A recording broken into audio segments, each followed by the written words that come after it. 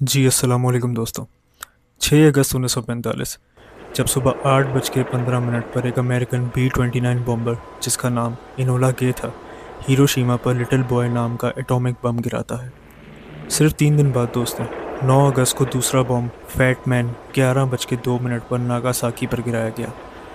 ये वो लम्हा था जो सिर्फ जापान ही को नहीं, पूरी इंसानी तारीख को हिला गया। बॉम्ब गिरने के फौरन बाद हिरोशिमा में 70,000 से 80,000 लोग ऑन दी स्पॉट हलाक हो गए। आने वाले दिनों में रेडिएशन के असरात की वजह से यह तादाद 1,40,000 तक पहुंच गई। नागासाकी में भी 40,000 तक लोग फौरन मारे गए और आखिर में 1945 के एंड तक टोटल डेथ्स तकरीबन 2.5 लाख के आसपास पहुंच गईं। हर तरफ सिर्फ खाक उड़ी हुई थी, जिस्म जल चुके थे, बिल्डिंग्स मिट्टी का ढेर बन चुकी थीं और लोगों को किसी बात का होश नहीं था। हिरोशिमा ब्लास्ट के बाद आसमान में एक मशरूम क्लाउड और फायरबॉल बनी जो हज़ारों मीटर्स ऊपर हवा में फटी और 4 किलोमीटर के एरिया में सब कुछ जलकर राख हो गया। हॉस्पिटल, स्कूल, घर, सब कुछ या तो मिट्टी बन चुका था या सिर्फ धुआं रह गया था। लोगों के जिस्मों पर जाली जैसी जलने के निशानात, आंखों के रेटिनल टिश्यूज तक जल चुके थे और कई लोग अंधे हो गए थे। जो बच्चे जिंदा रह गए उनको रेडिएशन सिकनेस ने पकड़ लिया। जिस्म से खून बहना, बाल गिरना, स्किन पर छाले और अंदर से जिस्म का गलना। जापान के लिए सबसे ज़्यादा दर्दनाक चीज़ ये थी दोस्तों कि हिरोशिमा का एक भी फंक्शनल हॉस्पिटल नहीं बचा था। 200 डॉक्टर्स में से सिर्फ 30 जिंदा थे और 1700 नर्सेस में से सिर्फ 100 बची थीं। रेस्क्यू करने के लिए कोई सिस्टम नहीं था, ख़ास तौर पर जो लोग पानी के करीब थे। उनका जिस्म गर्म हवा और रेडिएशन से सिर्फ चंद सेकंड्स में भाप बन गया। नागासाकी में भी कुछ ऐसा ही मंजर था। वहाँ टेरेन थोड़ा अनइवन था, इसलिए कुछ एरियाज बच गए, मगर जो एरिया बॉम्ब के डायरेक्ट नीचे थे वहाँ कोई ज़िंदा नहीं बचा। वहाँ के चर्चेस, क्योंकि ये क्रिश्चियन एरिया था, वो पूरी तरह मिट गए। अगले कुछ दिनों तक आसमान में ब्लैक रेन बरसती रही, एक ऐसी काली बारिश जो रेडियो एक्टिव पार्टिकल से भरी हुई थी। लोगों ने पीने के लिए इस रेन वाटर का इस्तेमाल किया जो उनके लिए और ज़्यादा जहरीला साबित हुआ।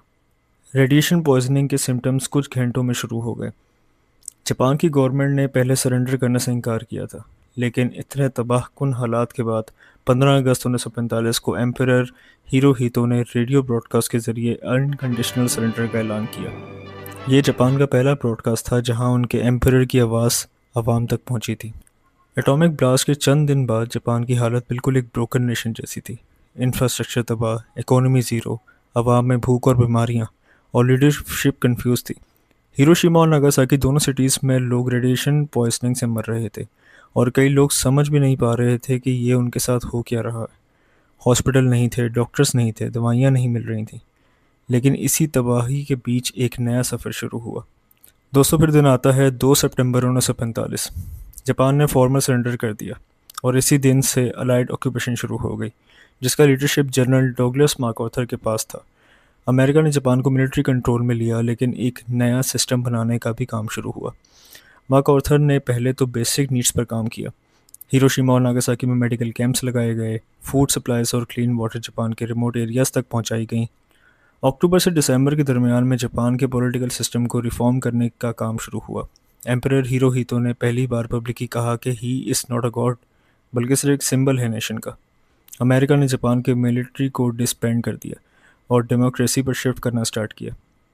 1945 के आखिर तक हिरोशिमा और नागासाकी में कुछ स्कूल्स और पब्लिक ऑफिसेज टेम्परेरी टेंट्स में चलना शुरू हो गए।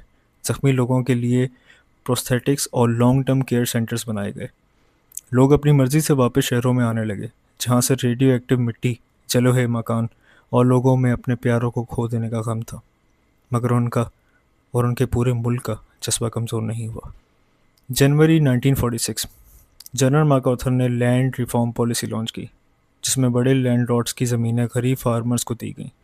जापान के ज़्यादातर इंडस्ट्रीज़, स्पेशली स्टील और मशीनरी प्लांट्स, अलाइड सुपरविजन में दोबारा इस्टेब्लिश होने लगे। वुमेन को वोटिंग राइट दिया गया। पहली बार इनकी पार्टिसिपेशन पॉलिटिकल प्रोसेस में हुई। साथ ही मीडिया को इंडिपेंडेंट बनाया गया। जापानीज अवाम ने नए तरीक़ों से सोचना शुरू किया। नेवर अगेन का स्लोगन हर स्कूल और टेक्स्ट बुक में लिखा जाने लगा। 1946 के एंड तक हिरोशिमा में एक पीस मेमोरियल कमेटी बना दी गई। 1949 में हिरोशिमा को सिटी ऑफ पीस डिक्लेयर किया गया। 1950 के बाद रीबिल्डिंग तेज़ी से हुई। कंक्रीट बिल्डिंग्स, हॉस्पिटल्स और रोड्स दोबारा बनाए गए।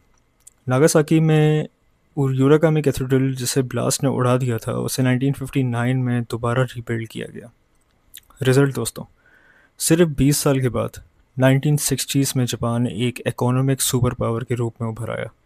जहाँ से लोग समझते थे कि ये मुल्क कभी उठ नहीं पाएगा, वहाँ से सोनी, टोयोटा, पैनासोनिक जैसे ब्रांड्स दुनिया को लीड करने लगे।